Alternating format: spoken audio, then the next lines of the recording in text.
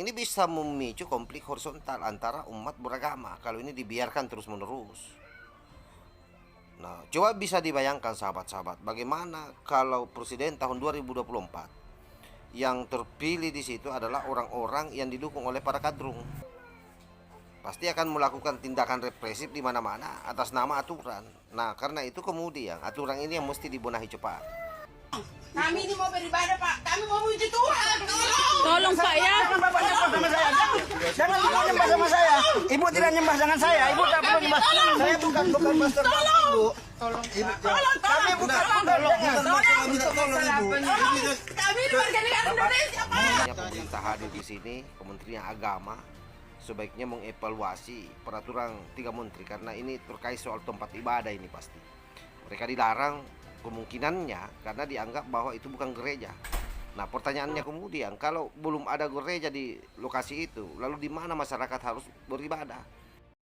Yang waras tidak boleh mengalah terhadap mereka para pencoleng agama yang menjadikan agama sebagai alat politik.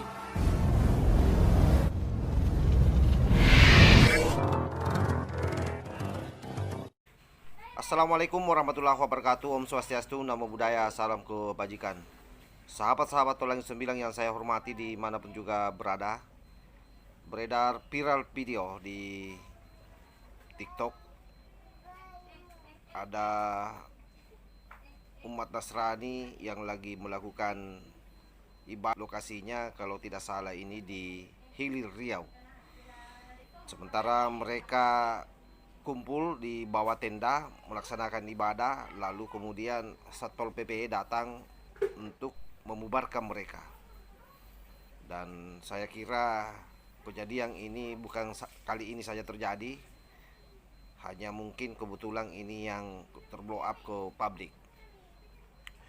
Betapa berbahayanya sahabat-sahabat semua kalau kemudian kita mendikte beragama orang lain, termasuk soal tempatnya yang dipersoalkan oleh Satpol PP ini.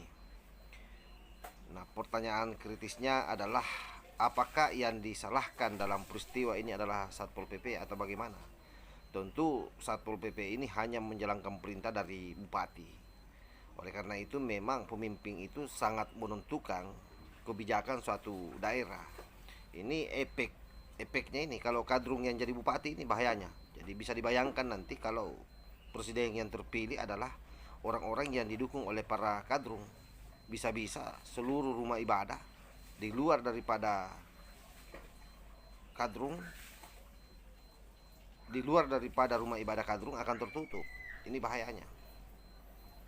Itu yang selalu saya sampaikan dari dulu, bahwa yang namanya agama kalau sudah dibawa masuk dalam ranah politik, nah ini efeknya. Coba kita lihat secara bersama-sama bagaimana videonya. yang terdapat di dalam kita ibadah, Pak. Ya, kami maklum. Mungkin kami mohon maaf juga. Tidak marah mungkin Pak. Bapak-bapak sudah sama-sama Bapak Dominus sudah hadir sama Bapak Bupati dan Bapak Kapolres kemarin. Mungkin bisa saya bantu sebentar. Kita ibadah, Pak. Iya, saya tahu. Iya, kita ibadah. Nanti Pak, setelah ibadah baru kita berbicara. Bukan seperti itu. Bapak kan sudah kita... Enggak, Pak. Saran kami ini ibadah. Saya tidak ikut rapat kemarin, Pak. Siapa bilang Bapak tidak ikut? Waktu keputusan pertama itu saya tidak ikut. Ya, yang kedua kan Bapak ikut. Ya, tapi tidak ikut di situ, Pak. Saya enggak. Jadi begini saja. Saya mohon maaf. Saya mohon maaf sama bapak-bapak ini semua. Saya tetap harus menjalankan tugas saya. Walaupun Bapak tidak menjalankan tugas saya. Begitu, Pak. Kita Tolong kami, Pak. Kami mau beribadah, Pak. bukan kami. Tolong kami, Pak. Tolong. Kami ini mau beribadah, Pak. Kami mau memuji Tuhan. Tolong Pak ya. Jangan Bapak nyembah sama saya. Jangan Bapak nyembah sama saya. Ibu tidak nyembah dengan saya. Ibu tak perlu nyembah. Saya bukan pastor Ibu. Tolong, Ibu. tolong. Kami bukan Ibu. Kami di warga negara Indonesia, Pak. Kami warga negara Indonesia, Pak. Tolong kami, Pak. Tolong, Bapak. Tolong. Tolong saya. Tolong kami, Pak.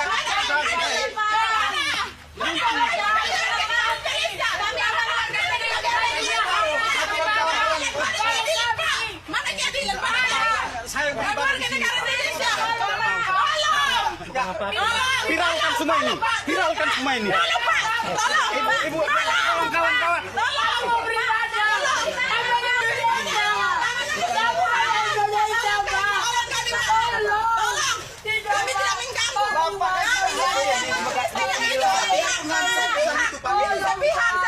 Kami tidak ada Pak Macam-macam. Kami tidak ada dunia itu. Kami ada dan Pak.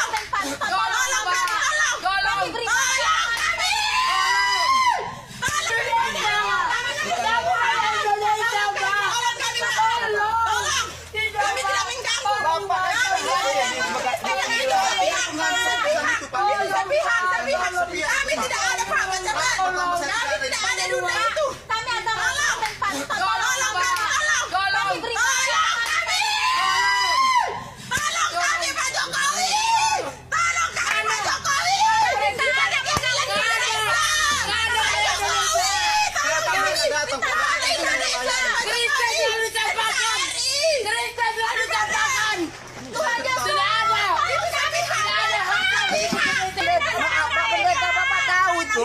Iya, kan sesudah tidak ada kali saya ngomong baik-baik.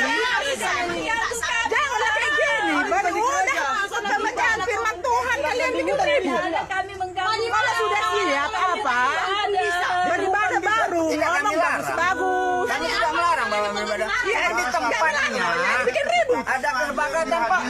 Saya tidak hadir di dalam kesepakatan itu, Pak. Pak Pendeta hadir. Kesepakatan pertama saya tidak datang. Ya, tapi yang kedua kan Bapak ada. Saya tidak setuju, Pak. Saya nggak ada Kenapa tidak Bapak sampaikan? Saya Bapak sampaikan. Kenapa Bapak tidak sampaikan? Nggak ditanggapi, Pak. Siapa bilang? Sebenarnya ini video agak panjang ya, tapi tidak perlu kita putarkan secara total.